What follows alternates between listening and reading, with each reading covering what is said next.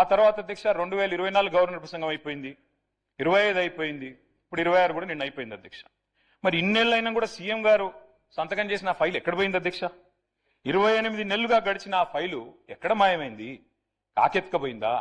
లేకపోతే ఎఫ్ఎస్ఎల్ అగ్ని ప్రమాదంలో కాలిపోయిందా?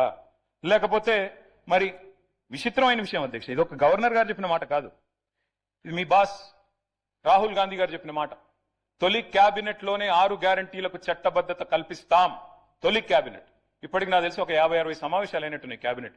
ఎక్కడ పోయింది అధ్యక్ష మరి తొలి క్యాబినెట్ లో 6 గ్యారంటీలకు చట్టబద్ధత అన్నమాట? ఇది కాదు అధ్యక్ష. అధ్యక్ష, క్యాబినెట్ సమావేశాలు ఇన్ని జరిగినాయి, మరి ఫైలు మాయమైంది అధ్యక్ష.